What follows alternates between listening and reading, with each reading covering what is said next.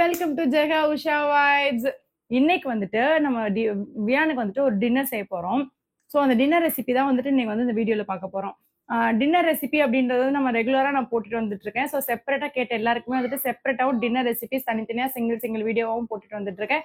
என்னோட டெய்லி விளாக்ஸ்லயுமே ஆக்சுவலா நான் வந்து ஆட் பண்ணிட்டு இருக்கேன். ஸோ டின்னர் ரெசிபின்னு தனியாவே ஒரு பிளேலிஸ்ட் கிரியேட் பண்ணி போட்டுட்டு இருக்கேன். ஸோ நிறைய பேர் ரெக்வஸ்ட் பண்ணி கேட்டது இந்த டின்னர் ரெசிபி தான். ஸோ சூப்பரா அண்ட் குவிக்கா ஈஸியா செய்யக்கூடிய ஒரு டின்னர் ரெசிபி தான் நீங்க பார்க்க போறோம். ஸோ ரொம்ப நேரம் கடகடன்னு பேச வேணாம், வாங்க வீடியோக்குள்ள போலாம். இன்னைக்கு டின்னர் ரெசிபி செய்யறதுக்கு நான் வந்து வியானுக்கு எடுத்துருக்கிறது பாத்தீங்கன்னா ஆப்பிள் எடுத்துருக்கிறேன். ஸோ அந்த ஆப்பிள் வந்துட்டு நம்ம எப்பயும் என்ன பண்ணுவோம், பீல் பண்ணி அவனுக்கு நம்ம கட் பண்ணிப்போம். இந்த தடவை பீல் பண்ணி நம்ம வந்துட்டு கிரேட் பண்ணிக்க போறோம். நான் அவனுக்கு தேவையான அளவு மட்டும் நான் ஆக்சுவலா பீல் பண்ணி எடுத்துக்கிறேன். ஸோ டெய்லி ஏதாவது ஒரு வகையில வந்து குழந்தைங்களுக்கு வாரத்துல ஒரு 2 நாள்ல இருந்து 3 நாள் வரைக்கும் கண்டிப்பா அந்த ஆப்பிள் வந்து நீங்க கொடுக்கறதுக்கு ட்ரை பண்ணி பாருங்க. ஸோ ஆப்பிள் கொடுக்கறதுக்கு ஆக்சுவலா 6th மந்த் கம்ப்ளீட் ஆயிருந்தாலே போதும். 180 days கம்ப்ளீட் ஆனாலே வந்துட்டு நீங்க வந்து ஆப்பிள் வந்து குழந்தைங்களுக்கு வந்து கொடுக்க ஆரம்பிக்கலாம். எனக்கு வந்து இவ்வளவு ஆப்பிள் போதும், அதை மட்டும் நான் பீல் பண்ணி எடுத்துக்கிறேன்.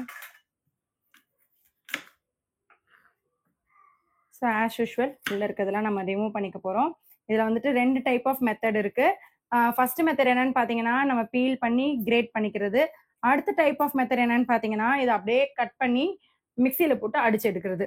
ஸோ உங்களுக்கு டைம் இல்லை, நான் ஃபாஸ்டா பண்ணணும் அப்படின்னா நீங்க மிக்சியில போட்டு அடிச்சு எடுத்துட்டு பண்ணிடுங்க. நான் வந்துட்டு வியானுக்கு வந்துட்டு கிரேட் பண்ணி கொடுக்கலாம் அப்படின்னு சொல்லிட்டு தான் இன்னைக்கு வந்து கிரேட் பண்றதுக்கு எடுத்துருக்கிறேன். எனக்கு வந்து அவனுக்கு ஆப்பிள் வந்து கிரேட் பண்ணி கொடுத்தா எனக்கு ரொம்ப பிடிக்கும்.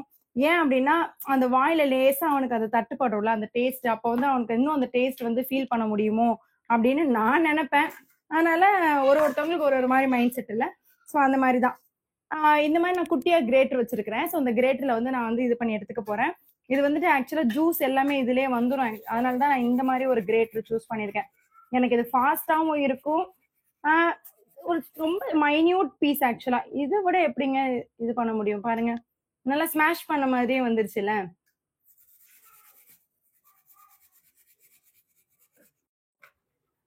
ஸோ அவ்வளோதான், நான் இந்த மாதிரி கிரேட் பண்ணி எடுத்துக்கிட்டேன். ஸோ இது பார்த்தாலே தெரியும் நல்லா ஸ்மாஷ் பண்ண மாதிரி இருக்கு.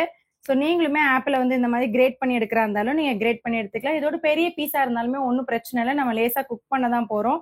அதனால ஒன்றும் ப்ராப்ளம் இல்லை. டைம் இல்லை அப்படின்றவங்க லேசா டக்குன்னு பீல் பண்ணி மிக்சியில போட்டு டக்குன்னு அடிச்சு நீங்க எடுத்துடலாம். நான் இந்த மாதிரி கிரேட் பண்ணி எடுத்து வச்சுக்கிட்டேன். ஸோ ஆப்பிளை கிரேட் பண்ணியாச்சு. நான் எந்த பாத்திரத்தை வந்து செய்ய போறேனோ அந்த பாத்திரத்தை எடுத்துக்கிறேன். அதுல வந்துட்டு பெரிய ஸ்பூனா இருக்கனால இந்த அளவுக்கு வந்துட்டு நான் ராகி மாவு எடுத்துக்கிறேன். ஸோ நீங்களும் இந்த மாதிரி ராகி மாவு எடுத்துக்கோங்க. ஸோ இந்த ராகி மாவோட நம்ம வந்து ஆல்ரெடி கிரேட் பண்ணி வச்சிருக்கோம் இல்லையா ஆப்பிள், இந்த ஆப்பிளை வந்து அப்படியே மிக்ஸ் பண்ணிடலாம். மிக்ஸ் பண்ணிட்டு தண்ணி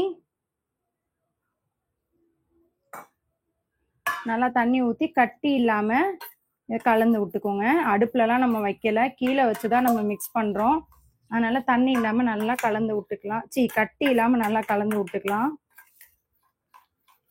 ஸோ ஏன் நான் வந்துட்டு அடுப்புல வச்சுட்டு இதெல்லாம் பண்ண முடியாதுன்னா டக்குன்னு அது கெட்டி ஆயிடும். அந்த டைம்ல நம்ம இது பண்ணிட்டு இருக்க முடியாது இல்லையா. அதனால இப்பவே வந்துட்டு நல்லா கட்டி இல்லாம கரைச்சிட்டு கொஞ்சம் எக்ஸ்ட்ராவும் நான் தண்ணி ஊத்திக்கிட்டேன். அதை வந்து குக் ஆகுறதுக்கு நம்ம டைம் கொடுக்கணும்ல ராகி, அதுக்காக. இப்போ ஒரு டேபிள் ஸ்பூன் போடுறீங்க, சும்மா ஒரு கப் அளவு சொல்றேன். ஒரு கப்பு போடுறீங்க அப்படின்னா நீங்க கண்டிப்பா அதுல வந்துட்டு ஒரு 1.5 கப் அளவு தண்ணி நீங்க ஆட் பண்ணாதான் இந்த மாதிரி வரும். நம்ம ஆப்பிள் வேற ஆட் பண்ணிருக்கோம். ஸோ ஓகே, இந்த அளவுக்கு எனக்கு தண்ணி இருந்தா ஓகே தான். இதை வந்து அப்படியே அடுப்புல வச்சிடலாம். இது வந்துட்டு இப்ப நம்ம இதை அடுப்புல வச்சாச்சு. ஸோ இது வந்துட்டு சூப்பராகவும் ஈஸியா டக்குன்னு குவிக்கா செய்யக்கூடிய ஒரு டின்னர் ரெசிபி தான். ஸோ இது டின்னருக்கு மட்டும் தான் கொடுக்கணுமா அப்படின்னா கண்டிப்பா கிடையாது. நீங்க மார்னிங் பிரேக்ஃபாஸ்ட்டுக்குமே இதை நீங்க ப்ரிஃபர் பண்ணிக்கலாம். ஸோ இது வந்து ரொம்ப ஈஸியா உங்களுக்கு டைஜஸ்ட் ஆகக்கூடிய ஒரு விஷயமா இருக்கும். அண்ட் ராகி சேர்த்துறதுனால குழந்தைங்களுக்கு ரொம்ப ஹெல்த்தியான ஒரு விஷயமாவும் இருக்கும்.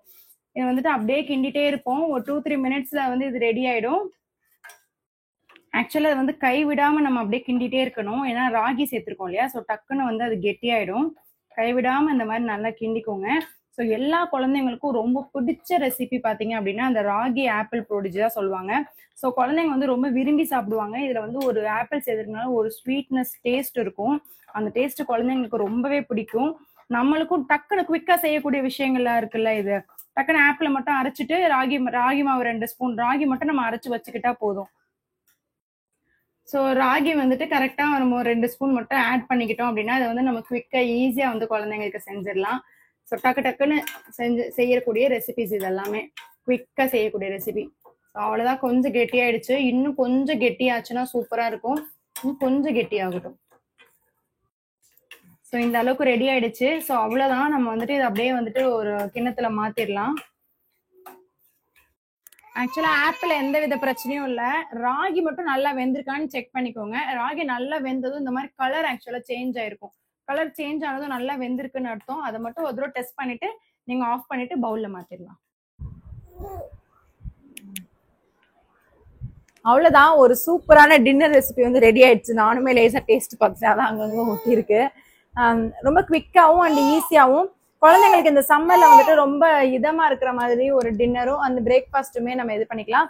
ஸோ இது எதுக்கு சூட்டபிளா இருக்கும் அப்படின்னு பாத்தீங்க அப்படின்னா, பிரேக்ஃபாஸ்ட் டின்னர்னு சொல்லிட்டு எந்த மந்த்ல இருந்து நம்ம கொடுக்கலாம் அப்படின்னு பாத்தீங்கன்னா, நீங்க ராகி வந்துட்டு கொடுக்க ஸ்டார்ட் பண்ணிட்டீங்க 6th மந்த்லயே அப்படின்னா, தரேமா ராகி வந்து நீங்க 6th மந்த்லயே கொடுக்கறதுக்கு ஸ்டார்ட் பண்ணிட்டீங்க அப்படின்னா நீங்க தாராளமா கொடுக்கலாம். ஸோ ராகி மார்னிங் நான் கொடுக்க பழகிட்டேன், அதே மாதிரி ஆப்பிளும் நான் கொடுத்து பழகிட்டேன் அப்படின்னா நீங்க தாராளமா நீங்க வந்து 6th மந்த்ல இருந்து நீங்க இதை ஸ்டார்ட் பண்ணலாம். என்ன ஏன்னு சொல்லி என்ன கூப்பிட்டுட்டு இருக்க நீ? ஸோ ரொம்பவே டேஸ்டான, குவிக்கான, ஈஸியான ரெசிபி. கண்டிப்பா ட்ரை பண்ணி பாருங்க உங்க குழந்தைங்களுக்கு. ஸோ இதே மாதிரி டிஃப்ரெண்டான சூப்பரான ஒரு ஹெல்தியான ரெசிபிக்கு மறக்காம ஜெகா உஷா வைப்ஸை சப்ஸ்கிரைப் பண்ணிக்கோங்க. தேங்க்யூ.